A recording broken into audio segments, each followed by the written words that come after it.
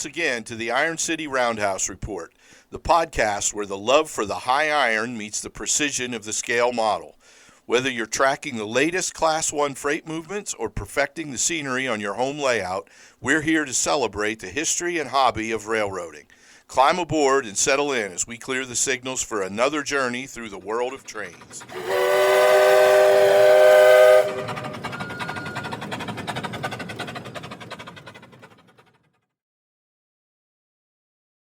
Hello and welcome to Season 2, Episode 3 of the Iron City Roundhouse Report. We're pretty excited to have a very accomplished modeler with a really cool layout with us this evening. And of course, as always, my partner in crime, Pat Moore, is here. So Pat, come on down and tell us a little bit about what we got in store tonight. Hey, Brad. Hey, everyone. Glad to be here for Episode 3. Episode 3 is going to be called Hometown Rails. And Brad, it's one of our favorite modelers in the East, Tom Jacobs, with his 1970s Reading division. And I think we got a lot of good answers from short questions for Tom. And I really enjoyed this one. I've been looking at his layout, and it's massive. And you just wonder how someone takes on projects like this, but I think Tom's got a great attitude. And during the interview, I believe he really goes into how he does his pacing and everything, and how he came up with everything. So I'm really looking forward to the show this evening. And I know we have a lot to talk about in the Roundhouse Report. So with that, Brad, do you want to start us off with the Roundhouse Report this evening? So yeah, Pat, let's get right into the Roundhouse Report portion of our show tonight. The topic that I wanted to report on was kind of an exciting happening that we recently experienced on the Iron City Facebook page. Some of our listeners or some of our members at the page will remember a couple years ago, we started doing Iron City clinics, live video clinics on the Iron City Facebook page. And we kind of got away from doing that, and we hadn't had one in quite a while. But just recently, on February 5th, I believe it was, we had Ed Kapuscinski. If you know who he is, if you're not familiar with him, he has put a lot of time and effort into perfecting the art, or the science really, of modeling dead season. And by dead season, he's referring to like the late fall, winter months when the trees start to die, or the trees are not die, but they lose their leaves, and you don't see all the green, vibrant colors of summertime. Bushes start to die, grass starts to turn brownish color.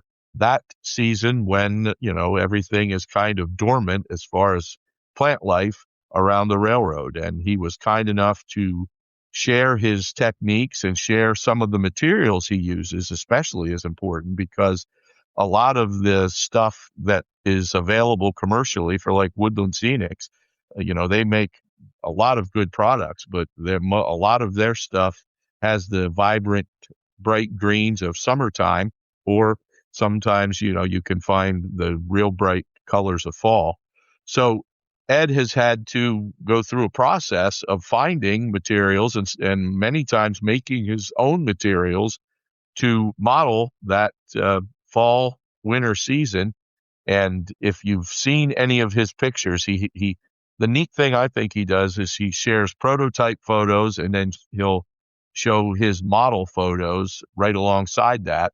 And as I mentioned, he really does have it down to a science and captures that look in just an outstanding way. So that was exciting. We got to have Ed present that to us live on Facebook. And I know that was attended fairly well by some of our members. And that video is still available on Facebook. If you're not familiar, though, Facebook recently changed the way they handle live videos. You used to be able to make them so they were available basically forever, but they've changed that within the last year or so, I think. And now the most time you can have them up is for 30 days. So the original video that Ed did is still available for 30 days from basically February 5th. After that, it will be gone in that form. But fortunately, I was able to use OBS Studio and make a video recording of his awesome clinic. And that is available in basically forever, in perpetuity, on our YouTube channel, which we are now trying to promote. It's starting to grow slowly. We've seen some steady growth pick up, but if you're so inclined, if you would like to see some of the stuff we have on video, this Podbean software Podbean is fine for audio podcasting, but we wanted to have a video component to this too. So if you go to YouTube and just look for Iron City Roundhouse Report, you'll see a series of videos there. Also, our podcasts are saved on there. And we're now starting to post some layout videos, and they've been fairly popular. They're getting quite a few views, so thank you for that. But if you're so inclined, if you would like to see what we're doing in the medium of video, please don't hesitate to go check out our our YouTube channel. And if you also would like to be a part of that, we would appreciate it if you enjoy what you're seeing to subscribe to it. We're trying to grow that component of the Roundhouse Report alongside the regular podcast. So thanks once again to Ed Kapuscinski for doing that for us and sharing the knowledge that he's accrued over quite a few years of figuring out how to model that dead season. So thanks once again to Ed. And with that, Pat, what did you have for the Roundhouse Report this week? Oh, Brad, I would say, yeah, Ed had a great professional clinic. I was so happy to have him on. And also his techniques, you could use those for other times of the year. Some of the techniques he showed and everything, and some thought processes. But it was great. And like you said, there's not that many people that are doing that in the hobby, that dead season. So it was really neat to see how someone presented that. Yeah, Hey, I thought one thing that can be, sorry to interrupt, but no, one that's thing right. I wanted to mention and forgot, he stressed how important it is to actually observe and see what you're trying to model, because Right. our minds don't work all that well. He used the classic example, which I can remember from junior high art class. My art teacher had to beat this into my skull. Tree trunks really aren't brown. They're gray, but our mind's eye sees them as brown. And there's Right. lots of things like that. So, using photographs and actually observing and actually looking and remembering what you're really seeing makes it more effective to model it. And that applies definitely to the dead season. But as you mentioned, a lot of the stuff that Ed shared are things that will work for any season. So yeah, check out Ed's video. It's a lot of really good information there. Okay, Brad. So mine for this week was the question of the week that came across last week on our Iron City InScale page on Facebook. This was really good because it was something that I was having trouble with, and we had some really great answers from some different folks. So one of the things that we were talking about is, how do you rotate your rolling stock? Like, do you leave the same cars on and move them just to one side of the layout or the other because you're doing operations? Do you pull those off after an operation session, move your date and time, and place something else on? Do you share, like I do, track usage and need to put back on them? If you're doing like a regional railroad and you're doing one of the big boys, a class one, but for me in the 70s, and I've got several class ones that share track rights. And so I need to make sure I rotate those. And I had not been doing that. I got a little stale. I think it was because the train was running so well that I was building. Those cars weren't, they weren't derailing or anything. So you kind of get this, oh, that looks pretty good. And you start doing videos. What happened was I started finding myself doing the same videos over and over, maybe different angles, maybe just a different switch and a couple different engines, but the same line, the same regional line, my West Penn line. And, I've forgotten that I had some really nice mainline class one railroad, Norfolk and Western. I've got Pittsburgh Lake Erie. I've got Chessie, but I wasn't rotating those. And so the question of the week was like, how do you do that? How do you move them over? And Ryan Lamb had a really good way he does it. Brad, he actually has drawers that he fills with his actual train that he builds with way bills and has that underneath his layout. And so when he wants to pull out, a train from 1975 or 74, he pulls that out for that day. He wants to work on something, and he lays out that layout, puts it on the layout, builds it, and then starts moving it around. Other folks were talking about, and Tom Placer and Richard Shirey was talking about JMRI. Now, I haven't gotten that far in JMRI yet to start doing the constant work with the printouts and everything. And it actually, according to Tom and Richard, it actually builds that train for you. You put in where you're going, what industries that you need to get to, and those waybills are built, I guess, in the JMRI, and then you set your layout up for that. I don't think I'm there yet, but I tell you what it did do. I did do it. I put a lot of my cars that I've had on there for several months back into their jewel boxes and put them away and stored them correctly. Cleaned up the layout a little bit, and then I rotated some new, different box cars, different locomotives. And I tell you, it brought the layout out again to something completely different than I've been running. So I think that's a good spark. If you start getting not monotonous, but I enjoyed what I was running, but I just was using it as a crutch, I think, to just continue to run that. And then I cleaned it up, took a few minutes, did the inventory, pushed that out, put new stuff on. And now I'll probably run that for 4 or 5 months.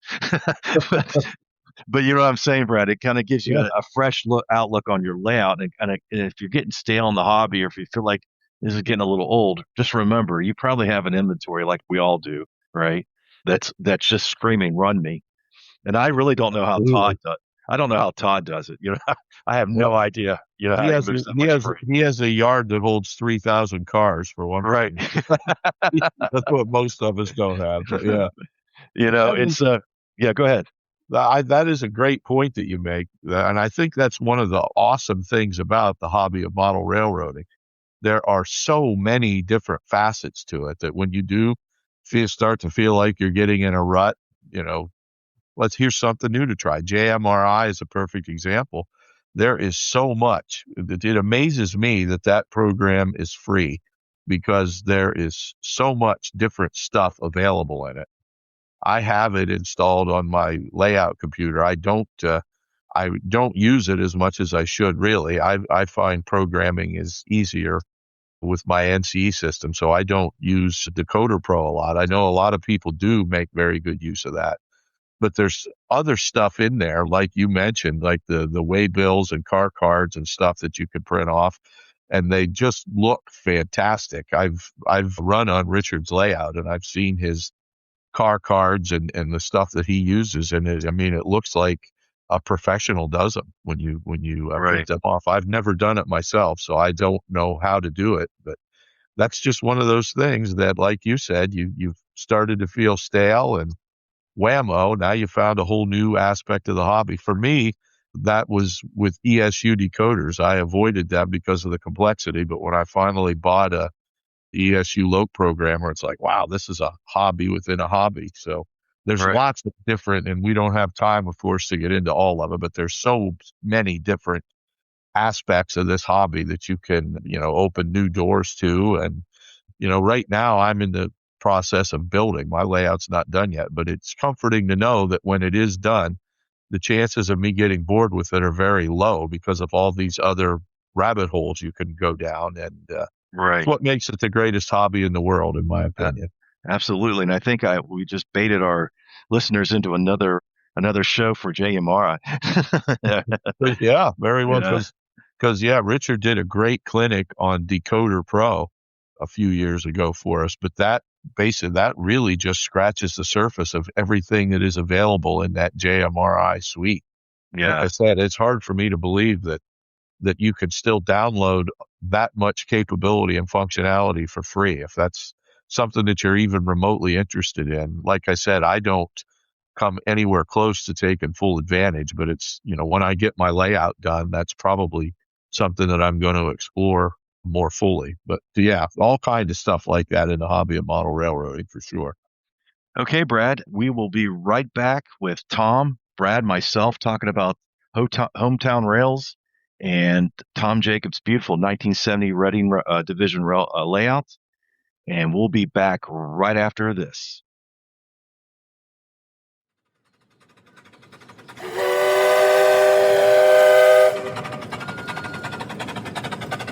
Hey, welcome back, Iron City. We got a great show tonight. I'm going to pass it over to Brad so he introduce our special guest for this evening. Yeah, tonight with us, we're really happy to have Tom Jacobs, fellow Pennsylvanian, but he's from the eastern half of the state, from Robesonia, Pennsylvania. Yep, that's right. And I usually, when I'm talking to Tom, get it mixed up with Orbisonia, which is where the East Broad Top is, but he's from Robesonia. And Tom is an HO modeler, and he has a pretty fabulous layout build in progress called the 1970s Reading Division in HO scale. So he models the Reading in the 1970s era, and he basically we'll probably get into some of this with Tom, but he basically had a structure built to house his layout. It's a multi-level layout, and it's got some neat operational aspects to it, and also a pretty cool structure that's made by somebody who we all know and love too, that I think we'll probably discuss. So without further ado, I'd like to welcome our good friend, Tom Jacobs. Tom, thank you so much for being here with us tonight. And it's great to hear your voice again after it's been a while. It has. Thank you. Thank you both for having me. I appreciate it. So, hey, Tom, welcome so much tonight. And if, like our viewers have been asking for, we've been trying to do some folks that have layouts. And a lot of our listeners have been asking, hey, let's get some guys on there and talk about their layouts. So that's what we're going to do tonight. And we have a ton of questions, all approved by Brad. He stamped those the other day. So we're good with that. So we'll get started tonight, Tom. Tom, the first question we have for you, and we always ask this question when we start, is, Tom, how did you get into model railroading? Well, I've always been interested in trains from, a little kid on up. I grew up in Reading, Pennsylvania, kind of the center nexus of the Reading Railroad, and it's in my blood. My grandfather and my great grandfather both worked for the Reading Railroad. My grandfather was a machinist and an air brake inspector, and my great grandfather was a boilermaker. So they both worked in the locomotive shops and lived a few blocks from the shop. So the railroad was, it was kind of embedded in our lives. My grandfather passed away before I was born, but my great grandfather was still alive. And because the railroad was such a big presence in the city of Reading, the kind of the common wisdom, if you will, in the city was that the men worked for the railroad and the women worked in the knitting mills. The city of Reading had a lot of knitting mills that had gone up over, the early part of the 20th century, making stockings. During the war years, they made parachutes for the GIs.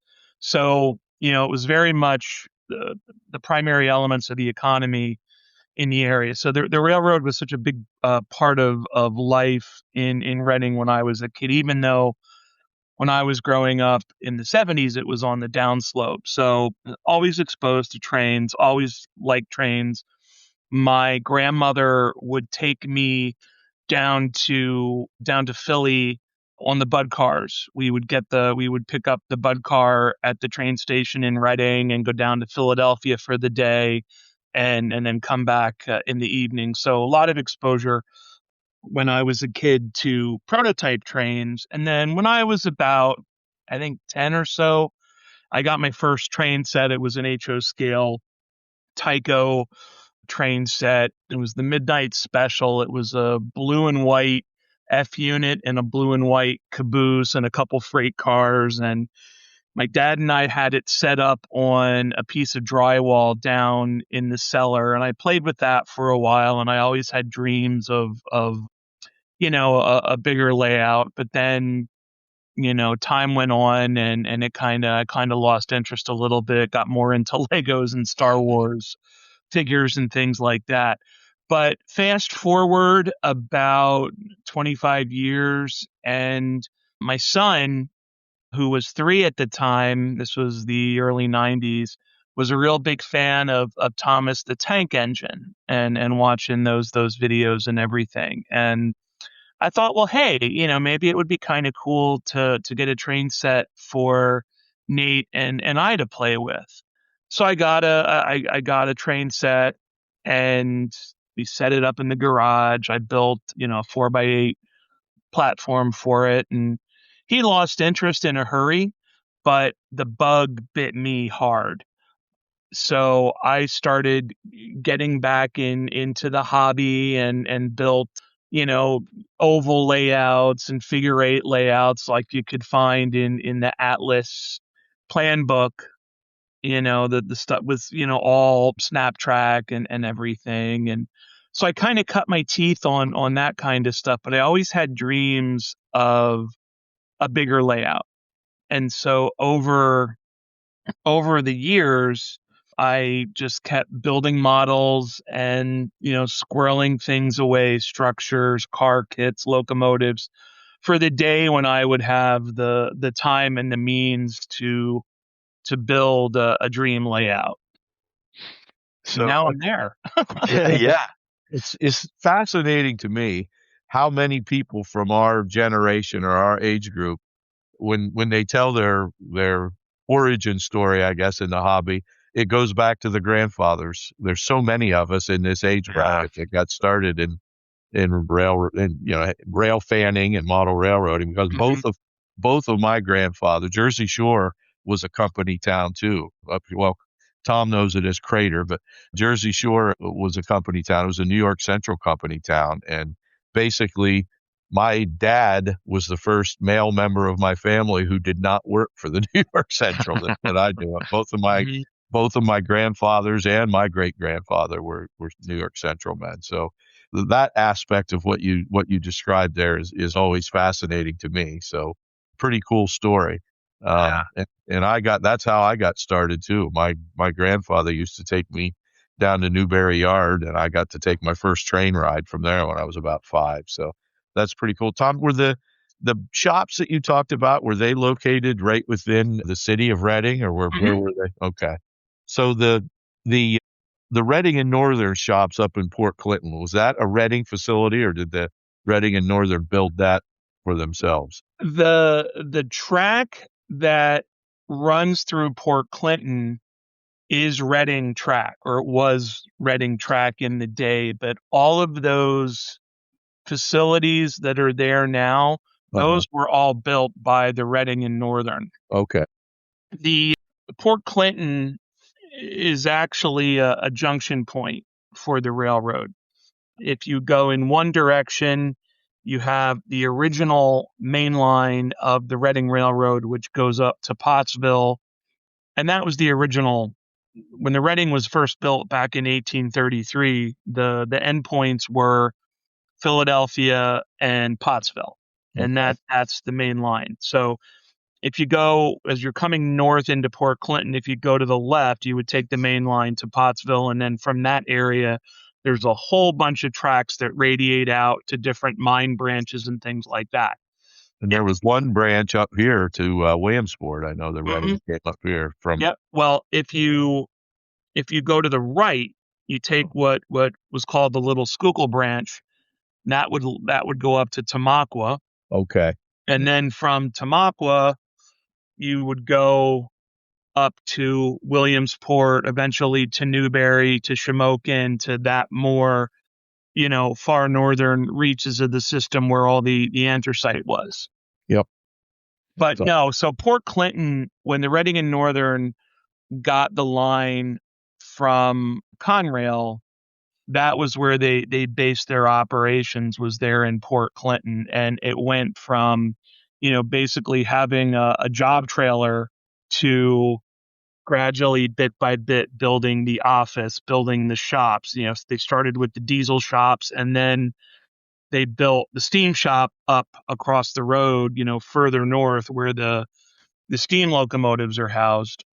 But that was all built by the Reading and Northern, from the 1990s on. I thought that was the case, but I just wanted to make sure. I knew you would know. Thank you for the info. So, Tom, you told us that now that you have your background and you've now established a layout. Tell our listeners and folks that might know what you're focusing on now with your layout, and what is the time frame and background and location of the Reading area that you're modeling. Sure. So I model what is informally or was informally called by the Reading the cross line. And it's the main east-west route that the Reading had between Harrisburg and Allentown. And I modeled the 1970s right before the onset of Conrail. So if you look on a map of Pennsylvania, the Reading Railroad was more or less laid out like a cross with a Reading in the center. Okay. Running primarily north-south, you had the main line that I talked about a minute ago between Philadelphia and Pottsville, and then, all those branches that went to the north. On an east-west orientation, you had what's known as the cross line, and it was Harrisburg on the west, Reading in the center, and then Allentown on the east. And that stretch of railroad was pretty much, very integral to rail traffic in the country, because if you went south and west out of Harrisburg, you eventually got to Hagerstown, and from there you had the Gateway west and south, down into, like C&O territory and the coal fields and all of that. And then west, toward Chicago and everything. The Reading also interchanged with the Pennsy in Harrisburg, and that was another, western gateway. On the east end, in Allentown, the Reading connected with the Jersey Central and the Lehigh Valley, and that was your route to New York City, to the Northeast, to New England. So, with the Reading in the middle of all of that. So at one point, the Reading was part of the alphabet route because of that east-west connection. And it's still today a very busy freight artery for NS between Harrisburg and Allentown. Yeah, I believe the cross line is basically uh, with Conrail became their main artery to like New York, New Jersey area. Yep. They chose that because Amtrak had the Pennsy main line, the electrified passenger line, which was the form. So I Yep. think they diverted most of the traffic over to the former what was the Reading cross line, if I'm not mistaken. Yep. No, that's Yep. absolutely right. Yeah. And it's still today. I mean, it has to be the busiest freight rail line in eastern Pennsylvania by a wide margin, I would think, right? Yep. It's pretty busy. Yeah. So, Tom, what we're going to ask you next, I think you're about to allude to it, is so as you're continuing to build the layout, what are you focused on? Like, what industries did you focus on in that sector, or is it more of a transportation watch, or do you have a lot of different industries on your layout? Well, we have a number of industries, but let me just jump into why I picked this Okay. this locale and everything in terms of how it relates to, a lot of people when they think of the Reading, they think of it being a coal hauler, right? And there's other examples out there, like for example, Jim Herzog models the Reading in the 1950s, and he models the north-south line, and his model railroad hauls tons of coal in any given session. In the time that I'm modeling, which I picked because I really liked the yellow and green second generation diesels that the Reading had. By the 1960s and 1970s, the anthracite traffic had really slowed down and declined, and the focus was much more on general freight traffic, and much more of it was, moving on that east-west cross line. But the real focus of the layout and indeed the prototype railroad is a lot of the traffic was there to service Bethlehem Steel and the steel mill in Bethlehem. The Bethlehem Steel was the Reading's largest customer throughout its history, both in terms of finished goods being shipped, but also raw materials coming in. And there were a number of dedicated trains whose sole purpose was to bring raw materials into the mill and to haul finished goods out. So, the story of the layout, and it took me I was under construction for, probably about 9 years before the light bulb went on. And I realized that this really is the story of my layout. So what there's three commodities you need to make steel. You need iron ore, you need coal, and you need limestone. Iron ore, you make steel from iron, you smelt it down. For the coal, you make coke out of the coal, and then the limestone is used to moderate the process. So what some people don't know is that Bethlehem, in addition to owning all the steel mills, they also owned a number of mines, coal mines, limestone quarries, things like that. In fact, the Millard Quarry out in Annville, which is modeled on my layout, was owned at one point by Bethlehem Mines.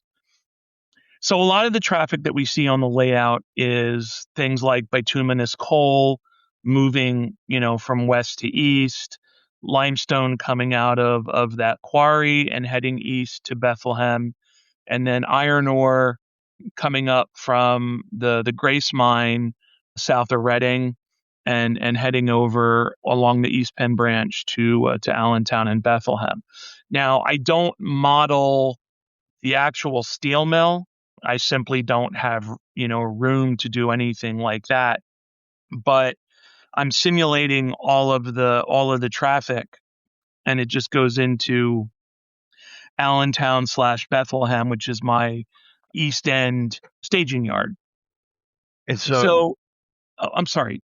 that's okay. Go ahead. I was just saying. So with that, so what you're really looking at when you're doing your layout is it's simulated that the mill is just around the corner, and everyone's pushing to and from, product to, product from, on the layout. And Brad and I do that a lot with our simulations, with our linked layouts.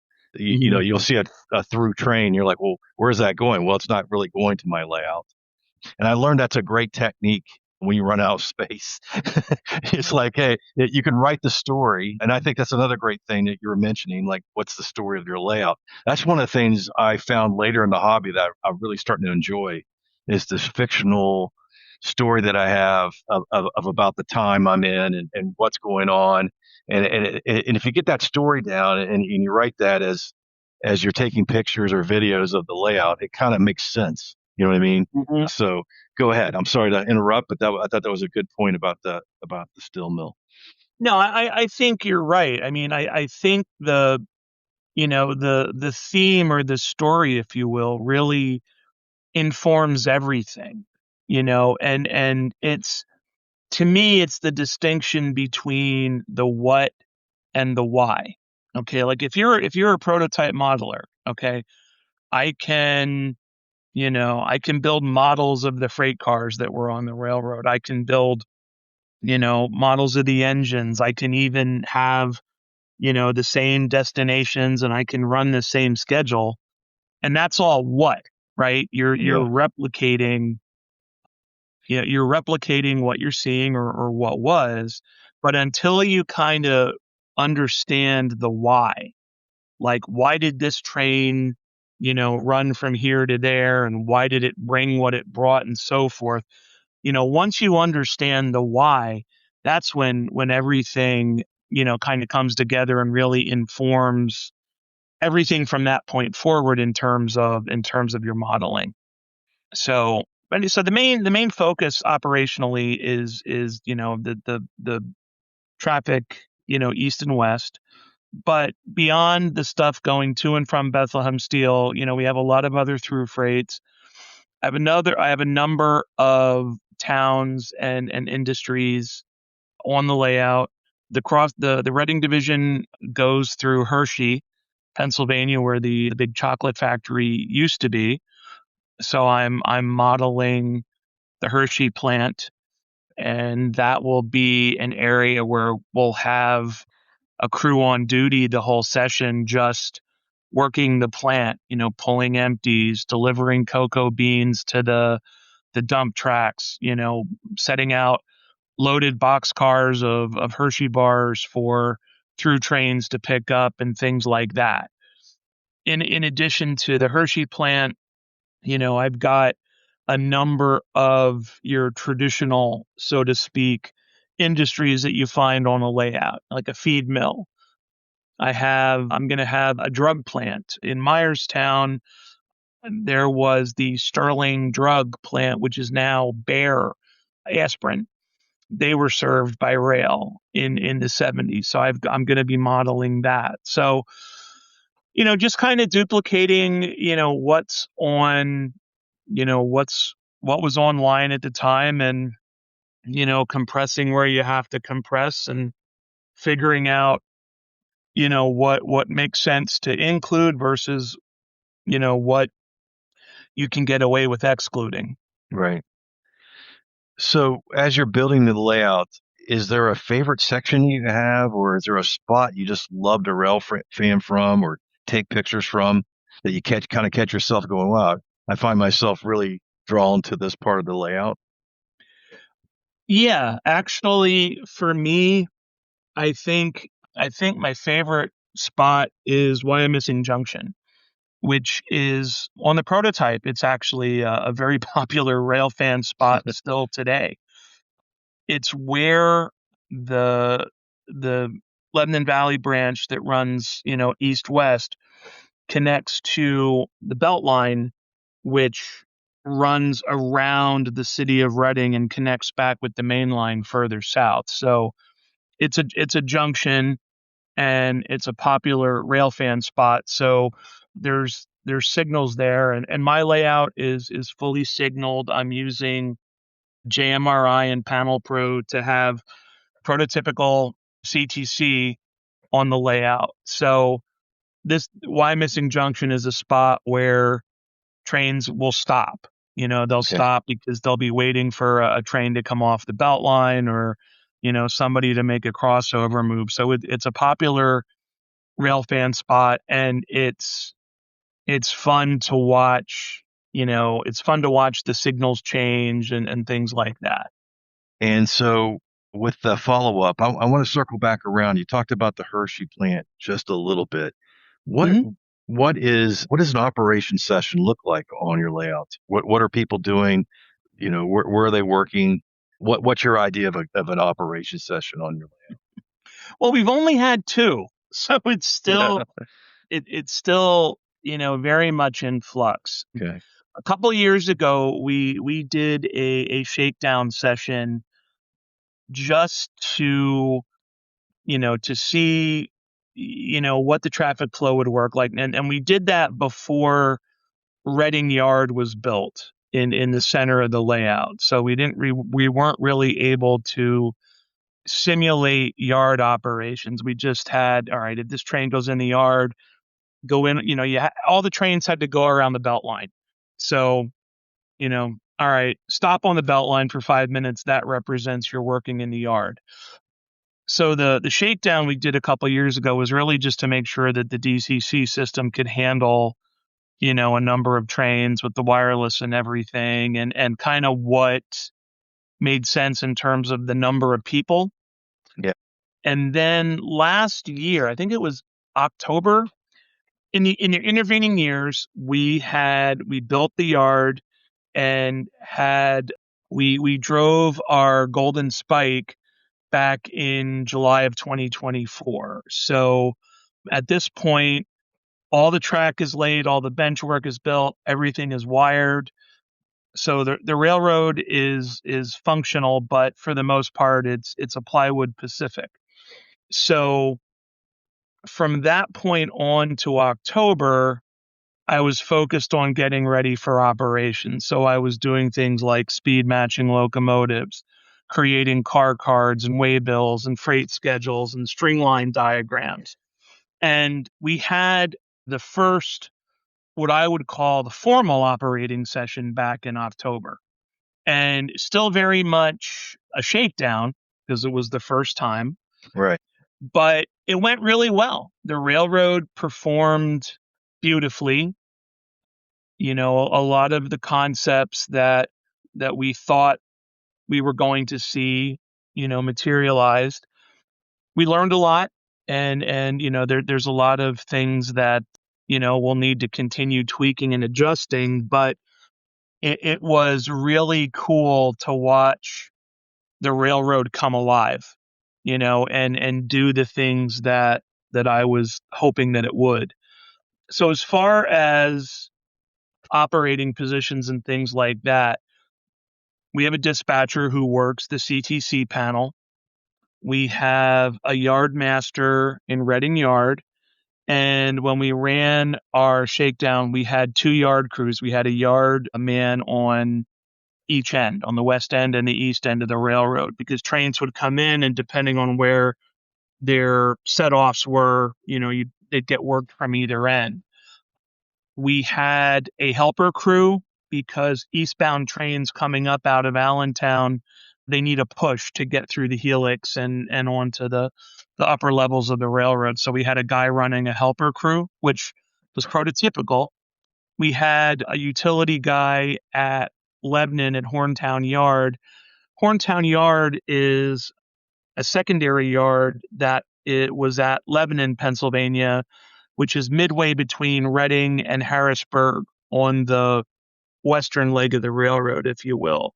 A lot of locals operated out of Lebanon, plus we have a number of industries in the modeled town of Lebanon that are worked by the local crew out of what we call Horntown Yard. And it was called Horntown because there were so many grade crossings as the train goes through Lebanon that the engineer was always honking the horn as it was this street, that street, the next street. One right after the other. Yep. Tom, Yep. can you just, we have some listeners who are relatively new and to the hobby, and some who have been in the hobby but are in the early stages of just like starting off building a layout. Can you let them in on the how much satisfaction you derive from an operating session like you just described, where you have friends over and everything just seems to be working well? It's just to me it's a thing that can inspire us to keep going, because it's easy to get bogged down. So how did that, can you describe your feelings at that time when there is nothing like it? I mean, I've ever since I, got quote unquote serious about the hobby, I've really enjoyed operating, and I've had the good fortune to, become a regular operator on Jim Herzog's layout, on his Reading layout. And I've dispatched, I've run yards, I've run, train crew. I've operated on a number of other layouts throughout the area. And there is nothing better than, operating a train in a prototypical manner, following the instructions and doing the job, on a layout with a well-designed operating scheme. When you run a train, when you're done running that train and you're tying up or whatever, you will feel like you've done something. Even if it was just a through train that ran, from one end of the railroad to the other and didn't do any work on route or anything like that. You did something. You moved freight from one end of the railroad to the other. You generated revenue for the company, that sort of thing. Yeah, But and that's an aspect of operations that I think sometimes gets overlooked, because a lot of guys like to focus on the switching industries and that aspect, which is fun. I enjoy that too, but Mhm. there's also something to be said for, like you said, operating a mainline freight. a good buddy, Todd Treaster, and I had the fortune to go out east to Dave Abeley's, Uncle Dave's layout, and we got to run there. And it was all mainline freights. Plus, we got to run his office car special. Todd, since he ran the real office car special, got to run that. There was no switching, no set offs, nothing like that. But you're still, that the layout that Dave's models, the area that he models is a busy trunk line, and there's lots of freight that just passes through on its way to, heaven only knows where it's gone, all the way to the East Coast, all the way. So that it is a really cool thing to operate when somebody has it down right, which they do. Those guys that Dave runs with, they have just enough detail to keep it from getting boring, and enough to keep you interested while not overwhelming you with the nitty gritty details. And that's important, because I remember when I first started, I had a general sense of operations and everything, but I never did it, so, when I went to Jim's for the first time, he had me tag along with an experienced crew member, and, that person, was very patient and explained, okay, we're going to do this. Here's how we call on the radio. Here's, when he gives us permission, we can go here, but no further, all of that, and then you pick it up over time. The experience is the greatest teacher. And how different is it too? I don't want to say different, but it's, to me, when I started having other people operate, most of the time remotely for me, because I'm out here in the hinterlands of north central PA. But you find that it's one thing to learn how to operate a train on somebody's layout, but when you are the one in charge, having come up with the operating scheme, that's a much bigger job in my experience. What do you think about that? There's definitely a lot of work that goes into it, and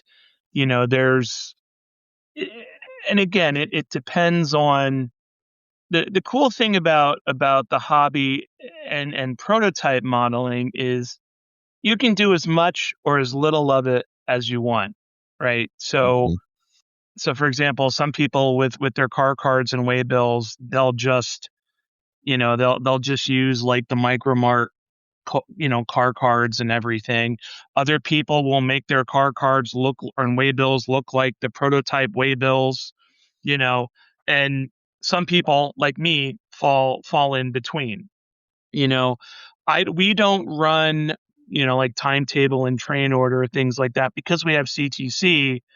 We pretty much run on signal indication. The dispatcher tells you, all right, if you're coming out of the yard, you can go to the signal at Ole and wait for the signal. And once you get the signal, you're good to go. We run in a sequence. We're not following a fast clock or things like that. So, there's different things that you can plan for.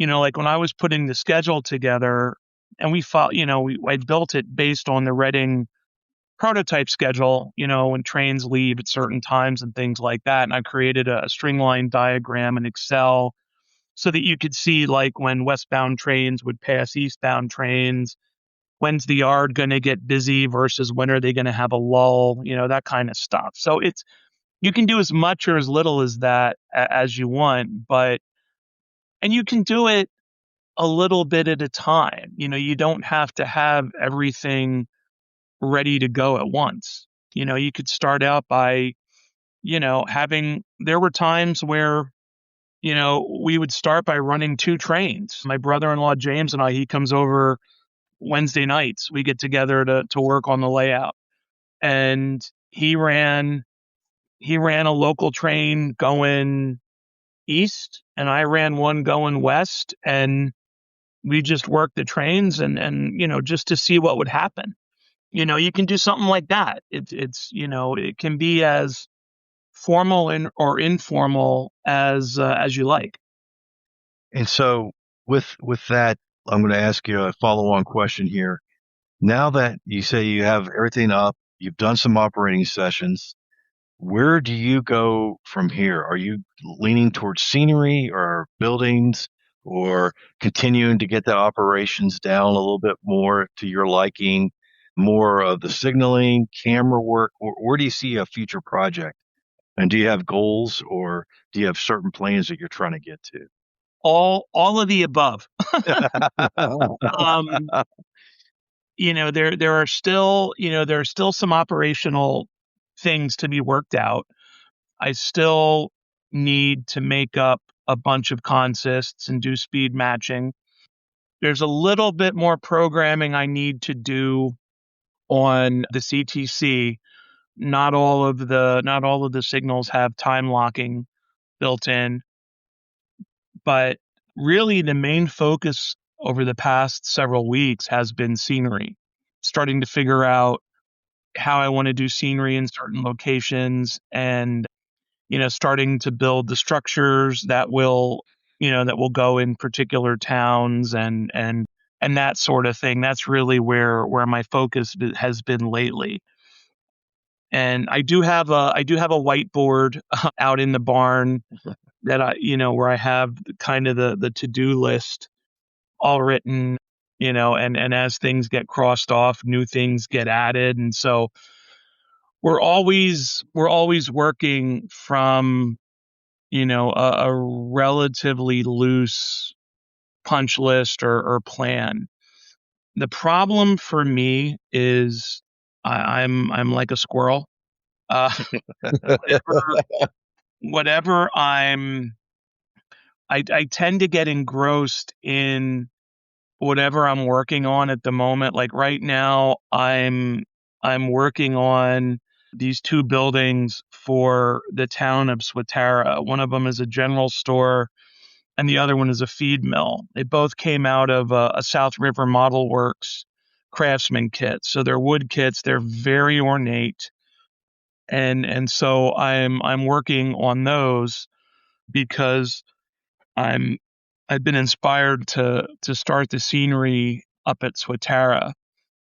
Just to take it a step back, my layout is 3 levels plus staging levels above and beneath. So it's a mushroom design, and it climbs around the walls of the barn and ascends and descends. So now that we're starting to get serious about scenery, we're starting from the top down because we don't want to have a lovely completed scene on the lower level and then start slinging sculpt-a-mold on the upper level and, make a Yeah. big mess of everything we've done underneath. So That's smart.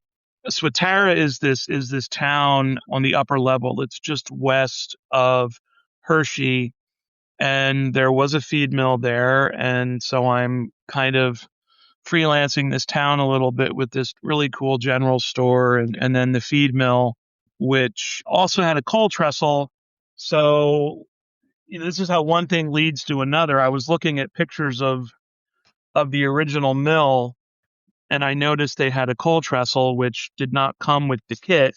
So, the next thing I know, I'm on eBay looking for coal trestles and found one and bought it. But I'm doing all of this knowing in the back of my mind that, oh my God, I got to get out to the barn and I got to make consists, and I have more waybills to make, or I have this signal programming to do in the midst of the storm we just got last weekend and everything. So I have not found a good solution of how to evenly focus my time. Like, okay, today's Monday. Monday, I'm going to work on this structure. And all right, Tuesday, I'm going to work on programming. I'm not there yet. It tends to be whatever I'm focused on at the moment. Are you working on something right now? I've talked about this cold trestle, and I pulled the shrink wrap. I had to pull the shrink wrap off of it to take a look at it. I thought you're that kind of leads into the next question I was going to ask. You remind me a little bit of our buddy Scott Lister. You always hear noise in the background, but you're one of the few fortunate who has a structure by Scott too. Can you tell us a little bit about that? Yeah, the passenger station in Lebanon is a beautiful brick station with, a covered platform and a separate baggage office, and it's a really gorgeous building, and it's still standing today. It's a historic landmark, and it's actually used by the Lebanon County YMCA right now. So you can't model Lebanon convincingly without having a model of this station.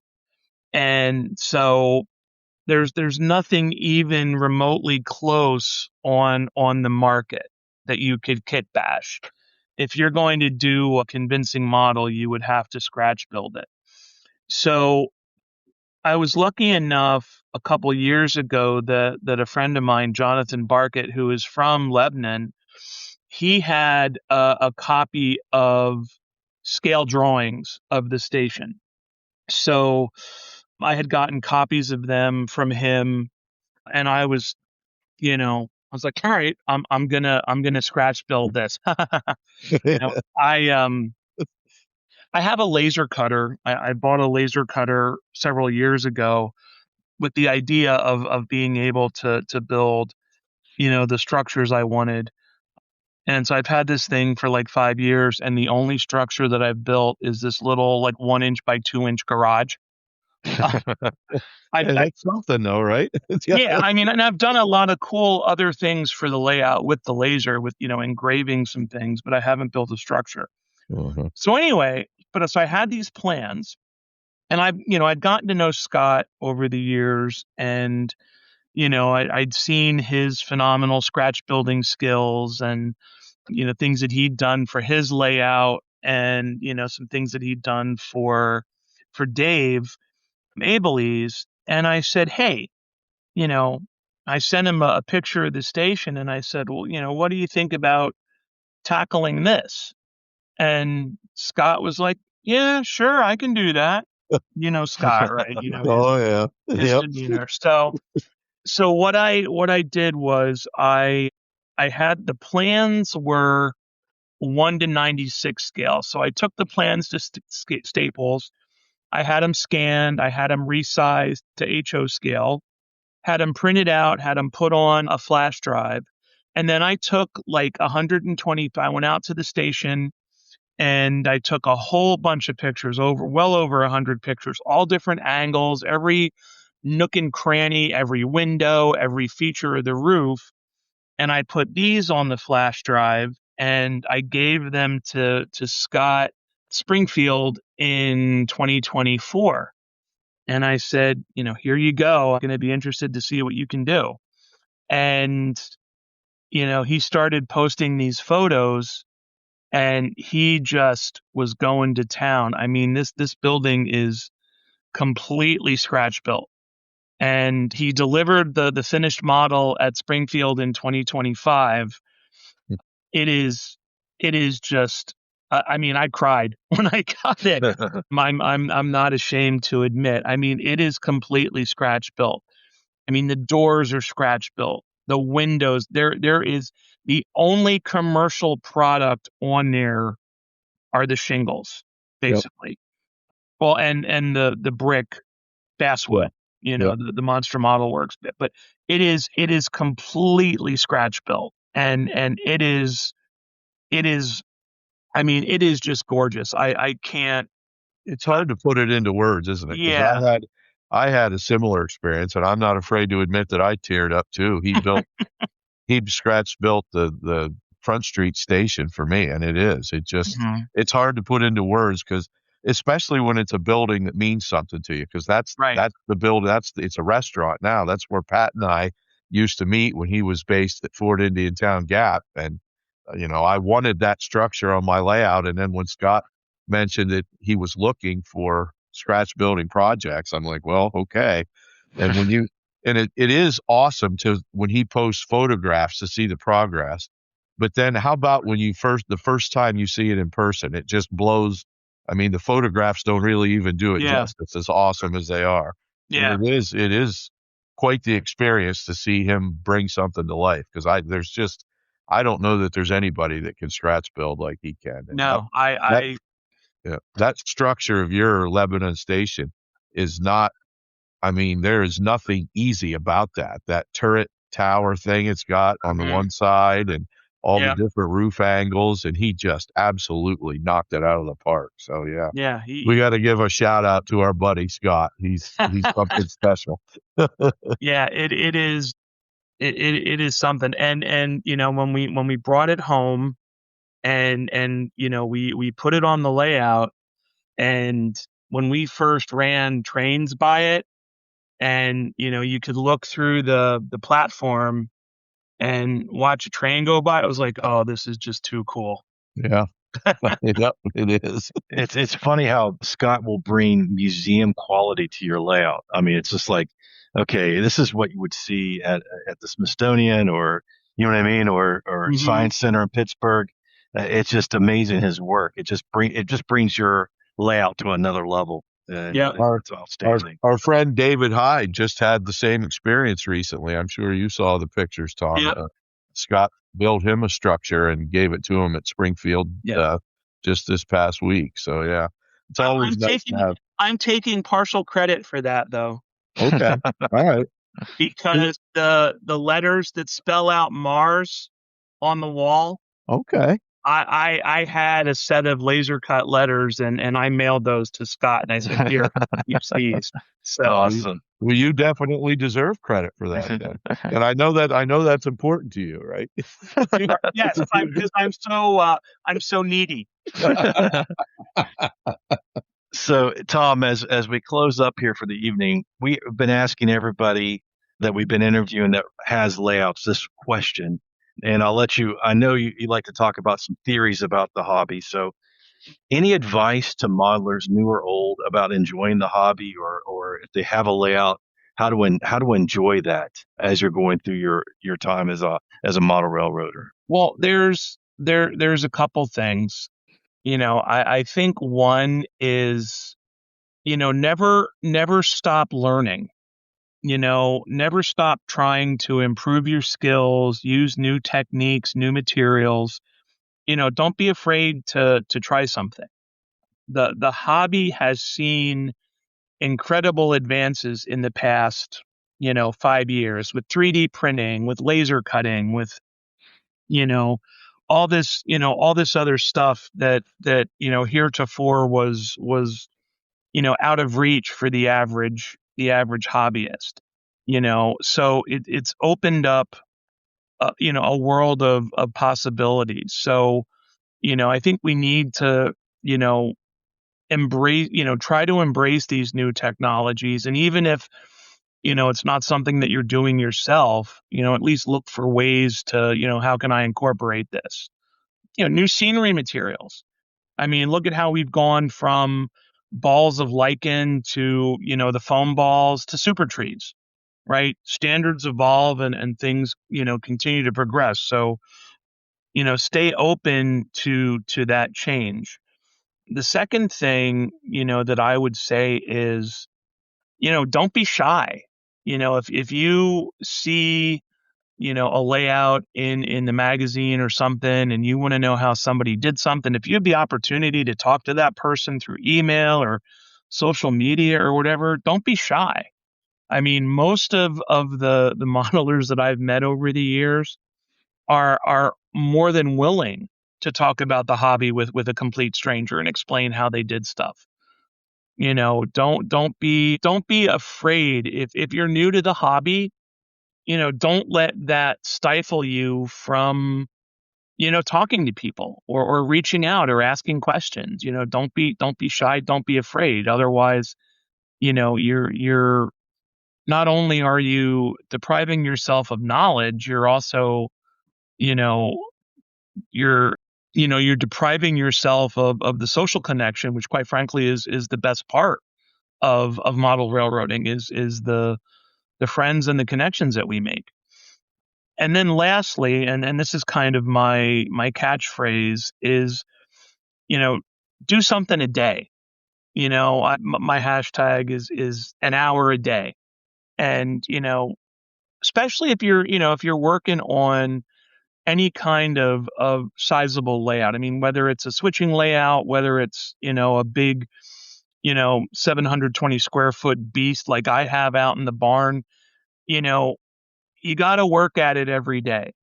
And, most people can carve out an hour to spend time on the hobby.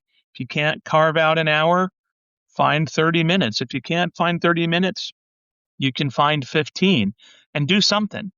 That could be as simple as painting windows on a structure or, putting metal wheel sets and couplers on a freight car or, there's any number of things you can do.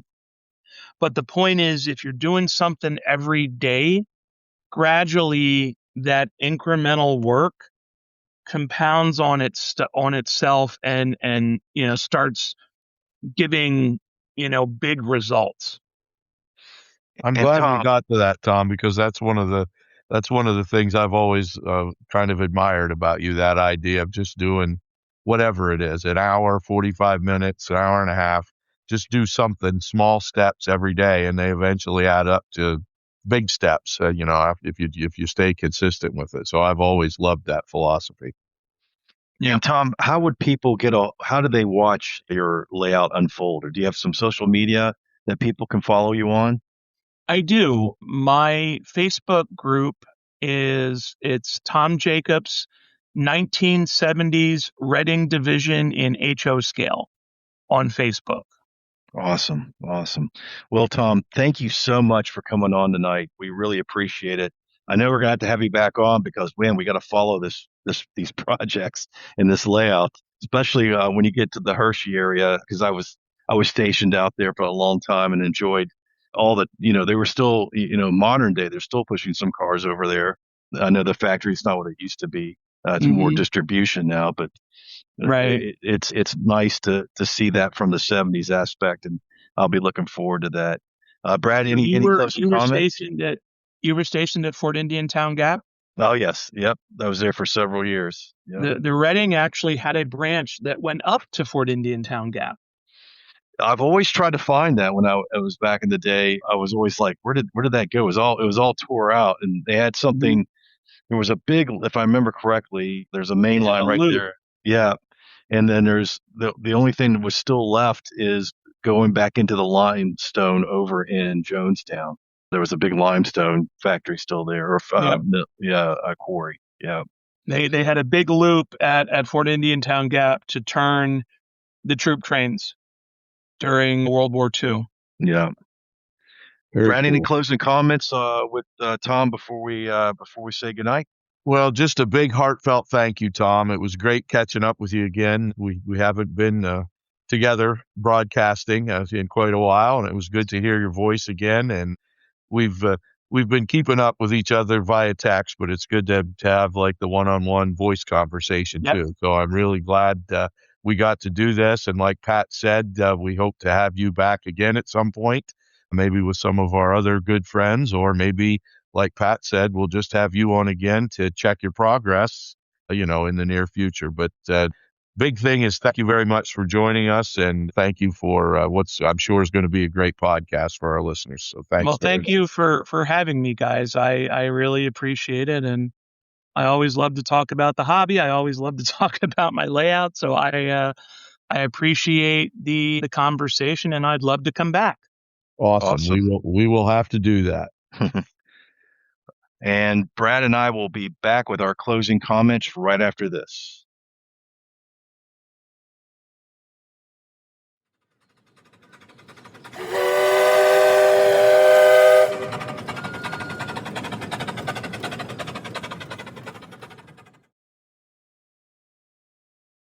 Hey, welcome back, everybody. Brad, once again, great show.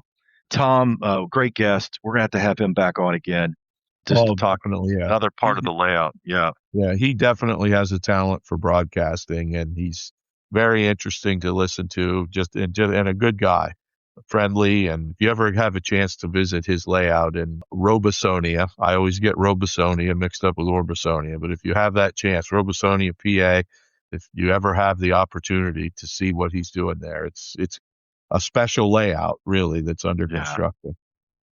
So, Brad, hey, if anybody wants to get a hold of me, Tom, or yourself, they can get us on the Iron City InScale page on Facebook, and we'll be able to answer your questions. You can post right there. You can tag us, or you can DM us privately if you need to ask us questions. We get a lot of DMs, and we don't mind those. And we get a lot of people posting about what they heard on the podcast and some other ideas. So great to hear everybody on there. We're growing. Brad, business is really good on Facebook. We're growing on YouTube, and we're definitely growing on our podcast. We're so happy that we have our listeners.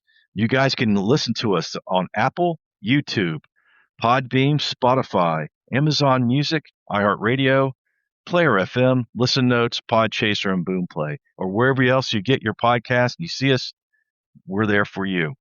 And with that, Brad, I'll give you the final word. I know you got some dates and stuff to talk about here, and we'll close out the show. Yeah, a couple exciting things in the works here. And I will echo what Pat said. Thank you so much to everybody who supports us on this podcast by listening. On the YouTube channel, which Pat mentioned is starting to grow. We've just kind of recently started that. I don't think it's been more than 6 months ago that we really started to put some effort into trying to grow that. And, it's starting to grow. It doesn't have a huge following yet, but if you're so inclined, like we mentioned before, that we talked to Tom, we would love to have you as subscribers on the YouTube channel. And having said that, there's an exciting event, which I'm sure we will have videos from on our YouTube channel. But coming up, last year, you and I and our good friend Todd Treaster, longtime Iron City member. Well, Iron City's only been around for 4 or 5 years, but Todd's been a member for quite a while and has a fabulous layout there in Burnham, PA. But the three of us last year in April planned what we called the first annual rally in Burnham. And basically what that is, if you're not familiar with it, it's at Todd's house in Burnham, Pennsylvania, which to me is almost like the Mecca of N-scale railroading. If you've never had a chance to see Todd's layout, and not just his layout, but his collection is like a museum dedicated to the history of N-scale. He's got everything right back to the beginning of N-scale there in that collection. So the layout is awesome to see. I mean, I don't know any other N-scale home layout where you routinely run 100-car trains and have track work good enough to just let a 100-car train run for hours without even really watching it. And his track work's that good. Everything runs smooth. So his layout is worth seeing. His collection is worth seeing. Then he and his wife Becky always have good food available there to share. It's like I've said it before. It's almost like going to Thanksgiving dinner at your family's place, because that's how Todd and Becky treat you.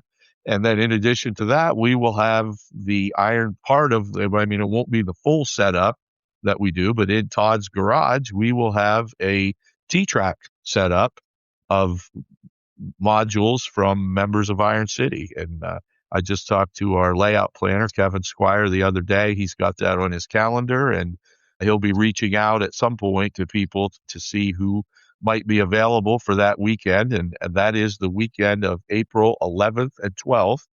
Set up for that, if you're going to have modules in the show, is April 10th.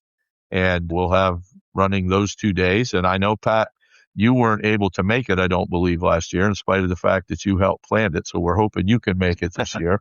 But that pesky best baseball season always gets yeah.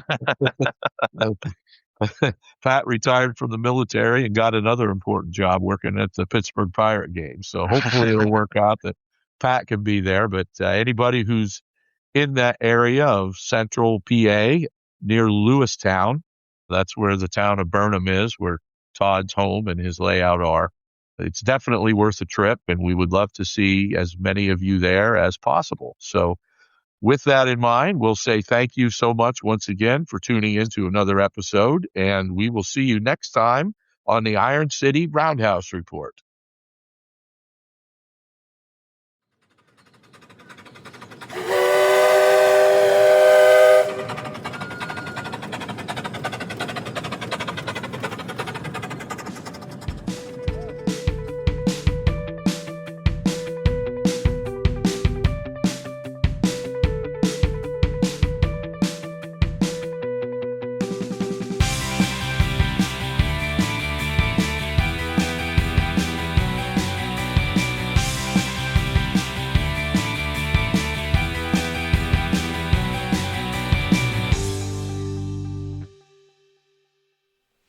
All right, rail fans, that's all the steam we've got for this edition of the Iron City Roundhouse Report. Until next time, keep those gauges green, your couplers connected, and may your layouts always run smoothly. Happy railroading.